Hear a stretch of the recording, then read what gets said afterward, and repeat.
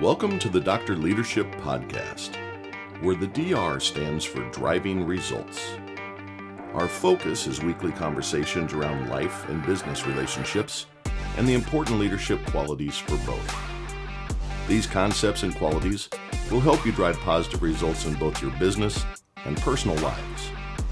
A weekly connection point to help business leaders develop individual contributors, managers, and executives on your teams. We also will tie in concepts around family focus and life lessons to help you drive success in your personal life. Welcome to the Dr. Leadership Show. Let's get after it. Hey everybody, welcome to the Dr. Leadership Show. Hope you're having a great day. The doctor be in, as we say. Hey, another awesome week. Hope you're having one as well. Coming up close, holiday season here. It is upon us. New Year's coming up. Hope your Christmas was awesome. Incredible time of year, my favorite time of year, getting family together and spending time with loved ones where we all should be focused. Gonna continue our conversation on financial leadership. Leadership doesn't stop when you leave the office. Leadership should continue at home in all aspects, as a parent, as a spouse, significant other, leader in your community. What I'm trying to focus to on the show is how leadership touches all aspects of our lives and how to be a leader in all these different situations that you face, personal, public, professional, etc. So I want to continue to dive in. And again, I'm not a financial expert. I do have a lot of good experience around finances and building wealth and being around people that have built wealth. And again, we're going to have Tim Papadopoulos showing up on the subscription site to go deeper into this. And he is a professional, runs a 401k and a benefits company, hundreds of millions of dollars under management, and we'll bring some great insight there. But before I start, this one's just bothered me the last couple days and wanted to touch on it because community leadership is very important. And I want to touch on this. New York New University. If you haven't read anything on this, the students up there, we got another occupation going on. Occupy Wall Street, Occupy out in Portland, where there's no government zones, where people ended up being murdered, where you have these intellectual midgets that feel that everything needs to go exactly how they want, or they're taking their ball and going home. What has happened and I'm just going to spend a couple minutes, but I'm just so frustrated on the lack of parental leadership and leadership by the administration. This university's students, and they're a liberal arts college, they do things around design, the arts, they have a regular liberal arts program, social injustices. There's a key word where idiocy is about to happen because they'll take everything too far. But New York New University, these students have been in a lockup or occupy situation after the pay strike by the teachers was resolved, and the students got involved. And first of all, they want the faculty to go away, and they want to self-govern. And the other thing they want is because they've decided to not go to classes and do this occupy, everybody gets an A in every class for the semester, and attendance can have no bearing on the grade. What? I don't know about you, but if someone is, let's say, my doctor, my children's teachers, ends up being a dentist, someone that is teaching classes about other subjects in the future, I want them to earn their grades. Meritocracy is my strong belief. People that have earned things get things. Nothing is guaranteed. Equity it can be a very bad word. Everybody, I myself want everyone to be treated equally. I want no one to be held back. I want equality of opportunity. But equity just for equity creates laziness. You're going to push everyone to the lowest common denominator. If everybody gets an A, the students that are working real hard, why are they going to work hard any longer? It's just insane how these students and these young people have lost their minds on what it takes to be successful in this world. And I blame the parents. I'll tell you what, if I was the faculty at the New York New University, I would give them all the same grade. I'd give them an F. Thanks for the $25,000 for the semester. Move on now. Talk to you in January. I'd call their bluff. I would absolutely fail all of them. Their parents are a disgrace to create people that think that their actions don't have consequences. It may be a noble cause. That's great. But you don't get a demand I get an A in class. I mean, it's just, the world has lost its mind. Everybody thinks they're special. Again, I've said before, you're only special to your parents. Other than that, you're just one of 8 billion out there. You don't get to get things without working hard. Guess what? Hard work is not a punishment. Hard work is the means in which to bring greatness to your family and your friends and those around you that you love. It is a benefit, hard work is. You don't get to just show up and get participation trophies in life. And it's very, very frustrating to me, as you can tell, wearing it on my sleeve a little bit today. But I'm sitting here in this time of year thinking of all the people that work really hard to bring great benefits to their families, get everybody together, travel. Doesn't matter if there's gifts or not. It's not what you give. It's the spirit. It's about let's put the Christ back in Christmas, right? It's not about things. Let's make sure that we all are loving each other. But this time of year, and then you have these people that are just absolutely insane. Demand, demand, demand. I'll tell you what, why don't you go out and earn, earn, earn? So enough said there. But it just was so aggravating to me. The parents aren't being good leaders. The faculty's not being good leaders. And the students that we count on being future leaders, ooh, scary. These people are going to actually be out in the work environment. One thing I did is, as soon as I read the article here a week ago, I sent to all my directors, we will not be interviewing anyone from New York New University. Just not going to talk to them. I mean, we'll go, and if there's a resounding person that graduated from there a couple years ago, absolutely, we give everybody a chance. But this group right now, I wouldn't touch them with a 10-foot pole inside my organization in any manner. They will be a toxic, destructive pain point. These people are going to cause mass hysteria wherever they go in life. They're children. It's my ball. We're playing my rules or I'm going home. Go on home, Jimmy. Get the hell out. That's how I feel. So, if you're guessing. But I do want to jump back into this financial stuff because in life, you are given opportunities and processes in which to help your family gain benefits in the society we live in. And if you don't know of them, you can't exercise the right decision making. So I'm trying to just pass on tidbits and little nuggets of information that can help you develop financial freedom and success in your lives through decision making, and also help your kids establish them as good thinkers of hard work and financial freedoms that they can put upon themselves and not have to demand A's, right? Let's go out and earn A's.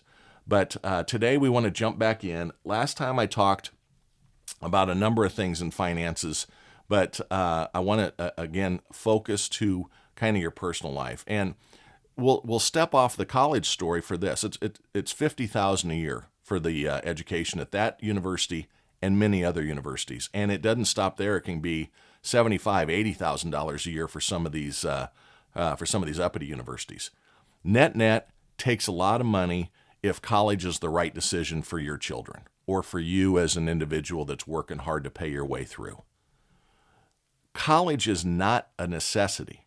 There are millions of great jobs available in this world today in the trades. I know a lot of electricians and general contractors that are multi-millionaires.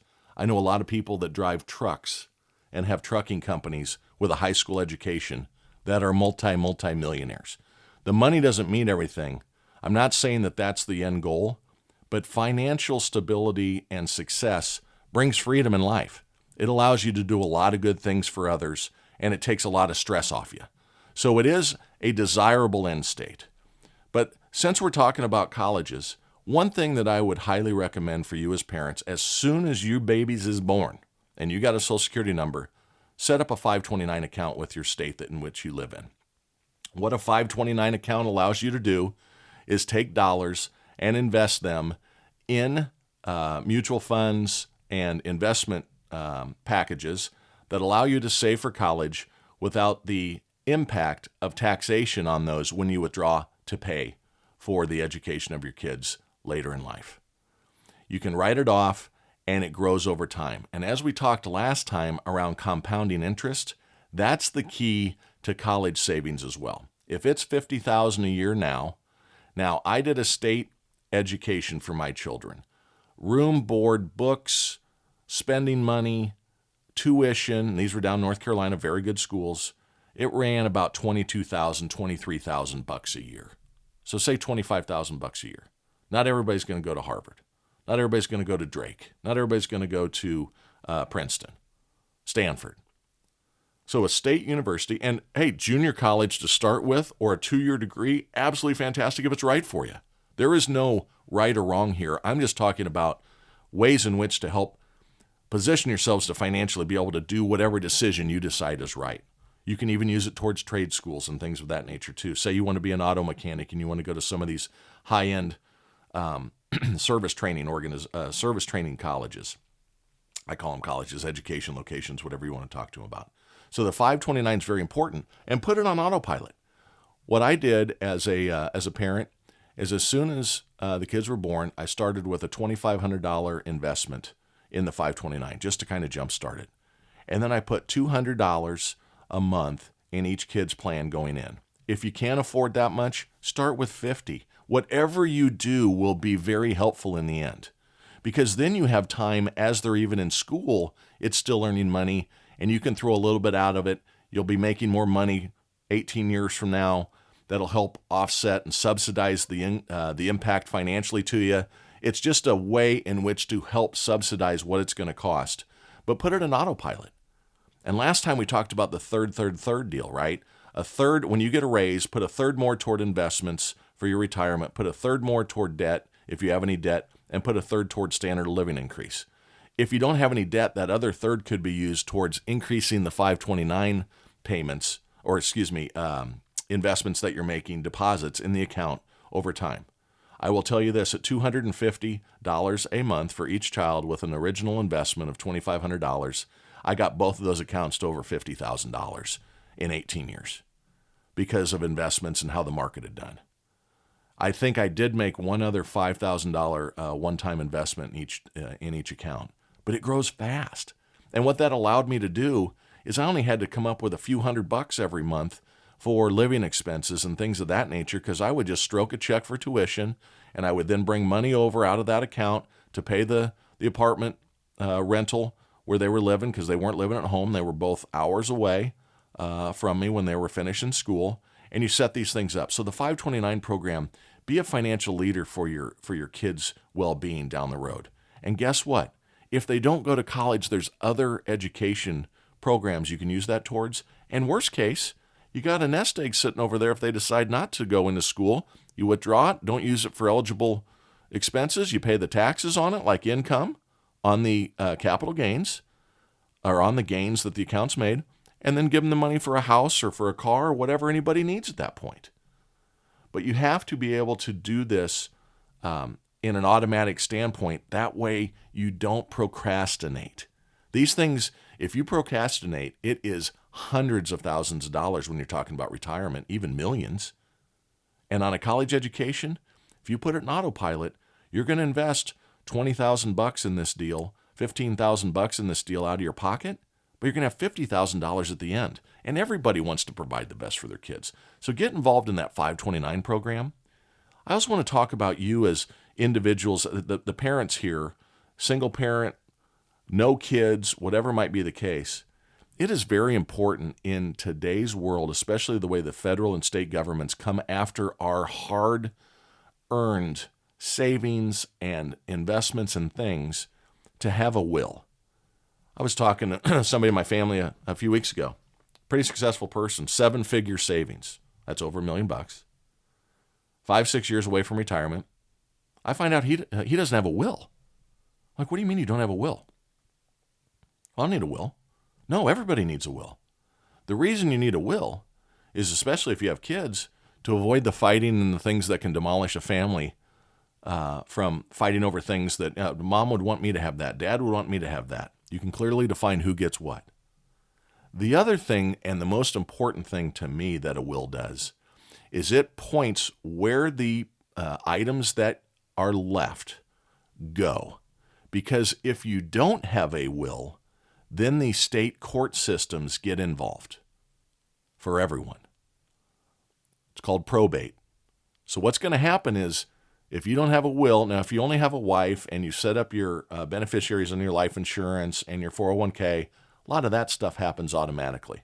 But let's say it's now going to the kids. Both parents are passing. Probate, the courts decide who gets what and when. And the problem is that those court systems, you know how backed up we are because of COVID now. It could take a year before a judge even starts to consider what's going on.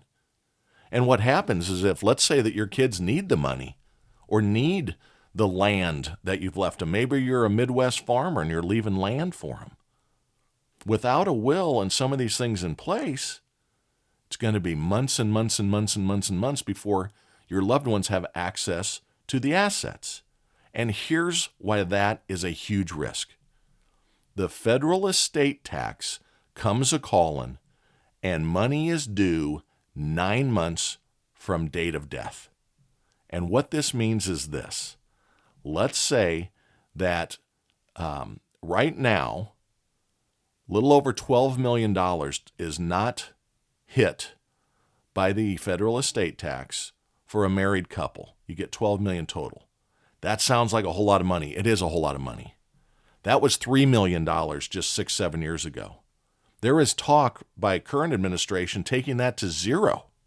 In other words, we're going to tax every dollar you leave to your kids. We're going to tax every asset you leave for your kids. So that number can change. Let's say it goes to $5 million. Let's say it goes to $2 million. If you have, let's say it's a family farm in the Midwest, 300, 400 acres, not a big farm. Everybody always says, we need to keep the family farms going. The reason family farms are falling apart is because, A, we're letting foreign entities buy up the land. Read the news lately on that. China is buying our agricultural land to control us and to hurt us. But the other thing that happens is big corporations come in because families got to sell the land in a hurry to pay the estate taxes. So if the land, the good news that's in place right now is the cost basis or the fair market value of land is changed each time the owner passes away if you don't sell it. So let's say my father had 100 acres and he paid $2,000 an acre for it 40 years ago. If it's worth $10,000 an acre today, when he passes, my cost basis is $10,000 an acre. That is what is determined as the fair market value. If I end up selling it for $12,000 an acre, I'm only going to get taxed on the $2,000 over the $10,000 fair market value. But if you don't set up your estate appropriately, if you don't have a will and a trust, too, I'll talk about in a minute, but if you don't have a will that dictates that son A and daughter B split that land equally, the Fed government's going to come and look at the entire estate. Let's say you got a couple $100,000 in retirement in the savings account of whatever it is, investments. You got a house that's worth $350,000 that you own. So suddenly you got $600,000-$700,000 worth of property.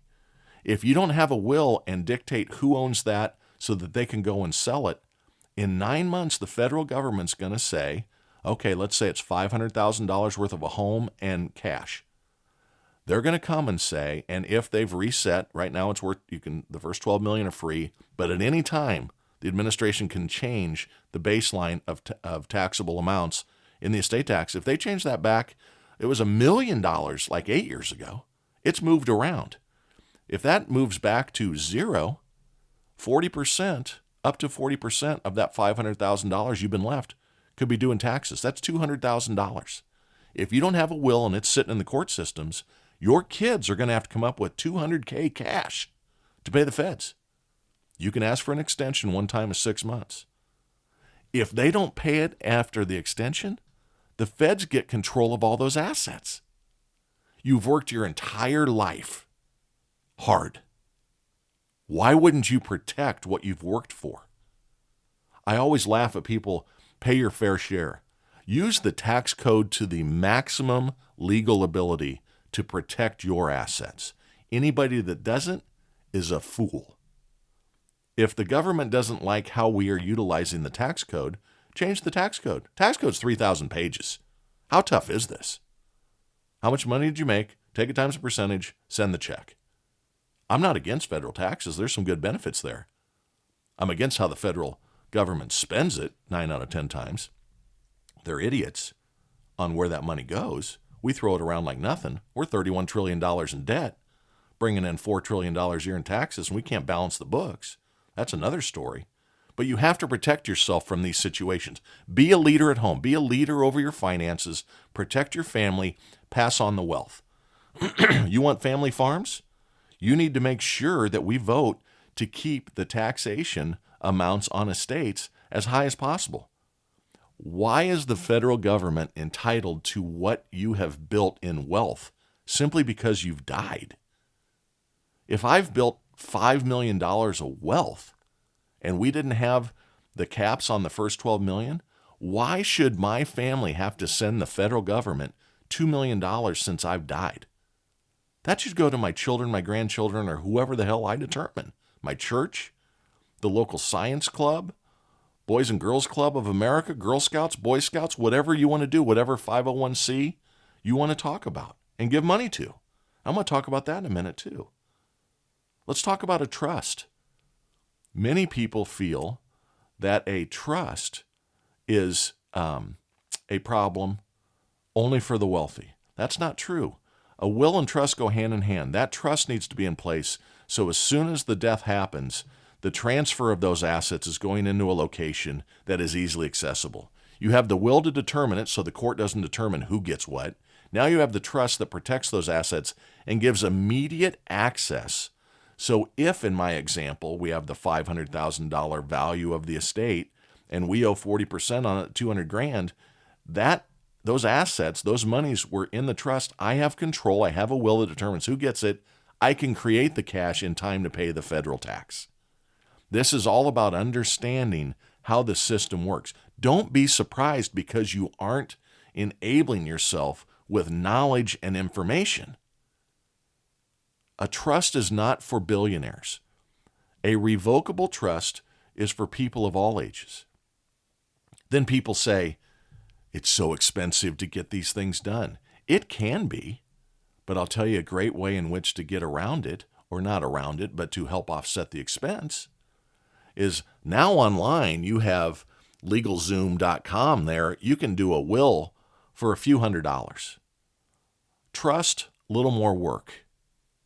You can do a trust through LegalZoom too. There's all sorts of .com sites that do this. But a great way, the way I paid for my first one 25 years ago, is we had legal insurance available through my employer. For $350 in payments, in policy payments for the year, I got to go pick an attorney and did $10,000 worth of will and trust work.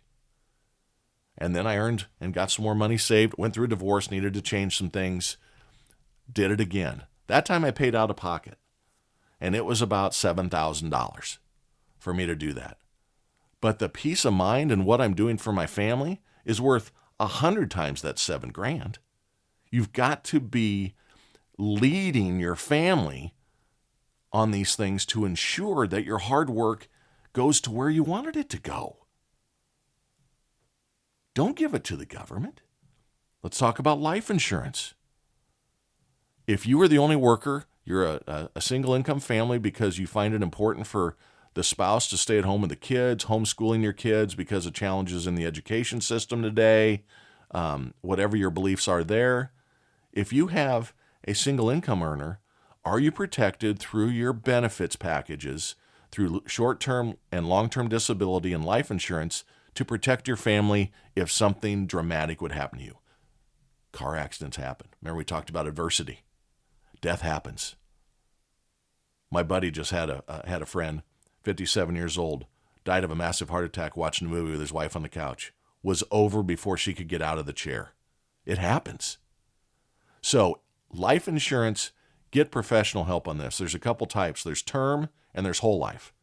Term is lower expense, and you agree to pay it every year, and if you die, it's times the policy amount, right? If you buy a $250,000 term life insurance policy at 40 years old as a man, it's going to cost you a couple, $300 a year. If the dramatic happens, $250,000, maybe it pays off your house, allows your wife and children to be comfortable and know they have a roof over their heads. $500,000 maybe is $500, $1 million maybe $700, whatever. Talk to someone about that.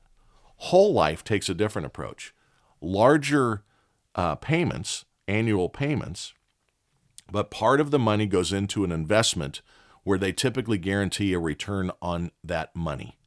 So whole life is a way in which to create wealth while also protecting your family from catastrophic impacts.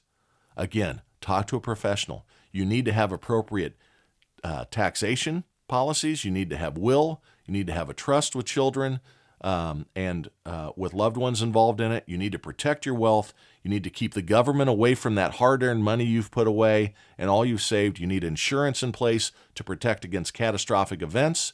All of this requires you to be a leader at home. Read up on it. Again, I'm not an expert, but I've read a lot on it. And it doesn't take a lot to figure it out. I talk to young people at work, and I give them this information as guidance. And they go, man, you really seem to have all this figured out. No, I don't. But what I do have is people that do know how to figure it out, and I utilize them to position myself to be safe, to take care of my family. Land inheritance. Man, let's keep those family farmers protected.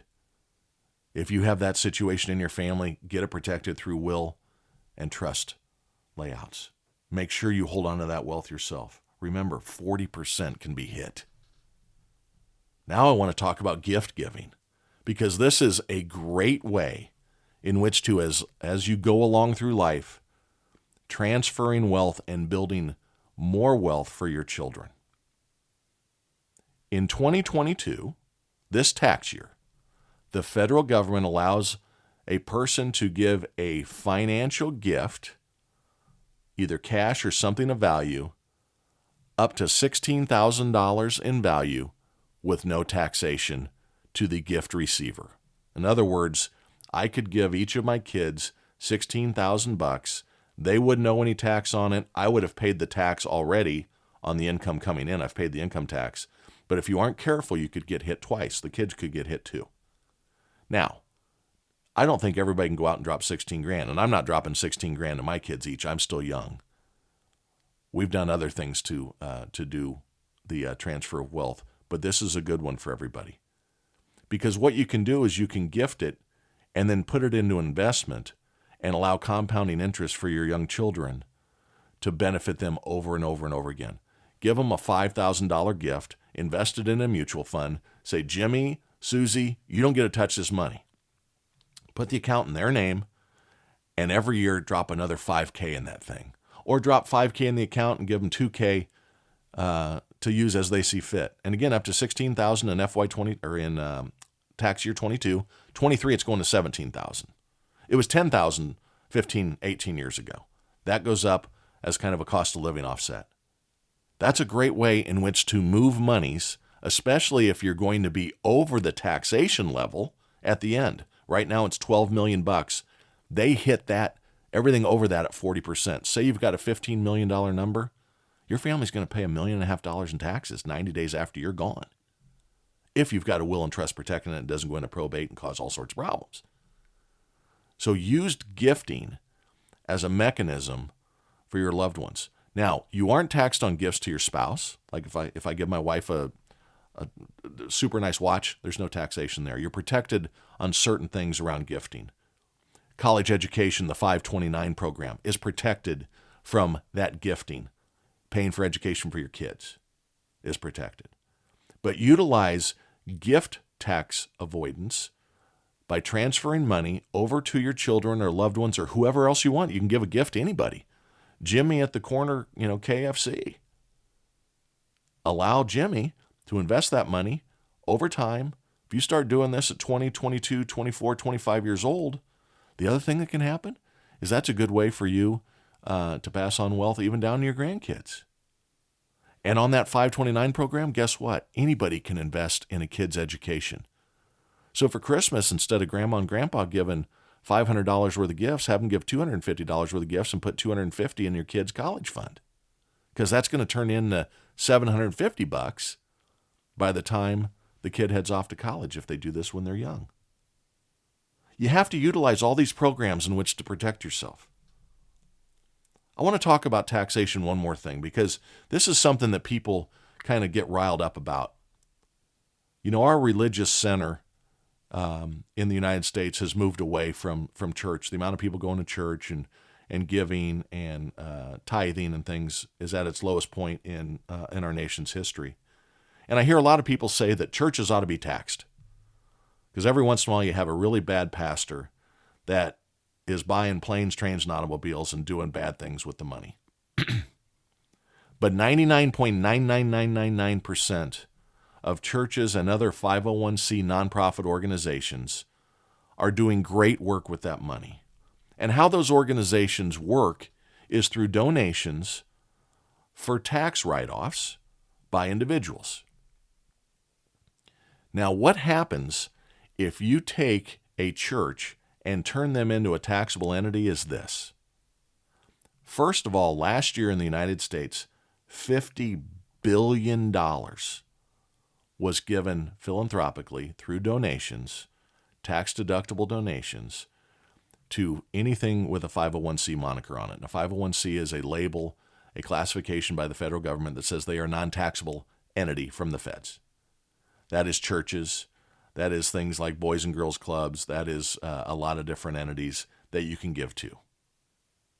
Now, what happens with that $50 billion is part of it goes to administrative and keeping the church doors open, to keeping the Boys and Girls Clubs doors open, etc.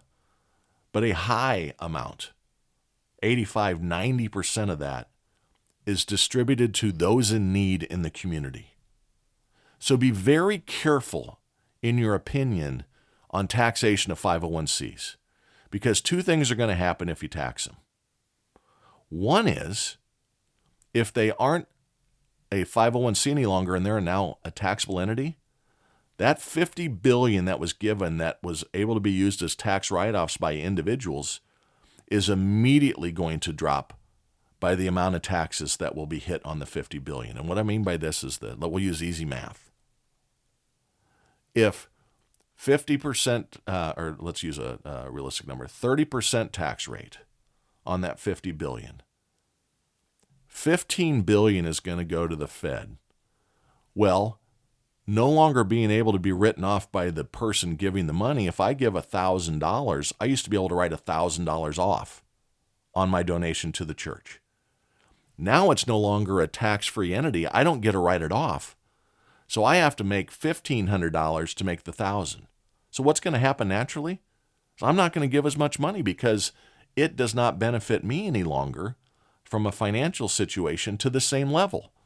Doesn't mean the only reason I give is because of the tax write-off, but it allows me to give more. So if we start impacting 501cs as leaders in our communities and voting people in that eliminate estate tax to take money from hardworking families, and suddenly we don't allow $50 billion to go to the needs, let's say it's 90%, $45 billion after administrative expenses to go into the community, you're going to have mass disarray. More homeless, more hungry, more drug issues, more crime. People never think of the collateral impacts of these programs. I always look at the policy and the collateral impacts. I don't get tied up in the emotion of, I don't like him or her, they're bad, you're evil, you don't agree with me. Let's start using our intellect instead of our emotions on these things. That's what I'm trying to pass on here. Intellectual approaches to benefit your friends, families, and communities in these things around leadership. It's not all about me trying to make you the best manager of your people. I'm trying to make you the best manager of your financial well-being and your family structure and your happiness away from the office right now. I'm trying to give you the greatest benefit to your children, to be educated in whatever it is, be it the trades, be it college or whatever, to hit the ground running. I'm trying to instill savings mechanisms and choices that you make. Don't keep up with the Joneses. Invest in yourself. Time is your friend. Don't procrastinate. This is all about leadership. Dr. Leadership isn't about turning a manager into a director, that's part of it. We touch on those things, right? We talk about corporate engagement and things. I'm going to talk about appreciation on the next episode and how in work that is critical, but also in personal life. They all tie together. They all interact. You have to make choices that benefit your family long term. Short-term incentives are great, right? The feel good for the moment. But I'll tell you what, the greatest feeling I ever have had is the peace of mind knowing financially I have no risk. I can stop doing what I want to do at any time and live comfortably the rest of my life. I don't worry about the bills. I don't worry about the credit card statement. First of all, I haven't had a credit card carrying balance in 20 years. It had some awful feeling decision-making along the way. I'd like to go on that vacation. I'd like to belong to that club. I'd like to buy a BMW instead of a Chevy. That passes quickly. Financial freedom, understanding how this all works to protect your family is critical. And the reason I'm passing this on to all of you is to ensure that it's bubbling between your ears, that you're thinking about it. Give it contemplation.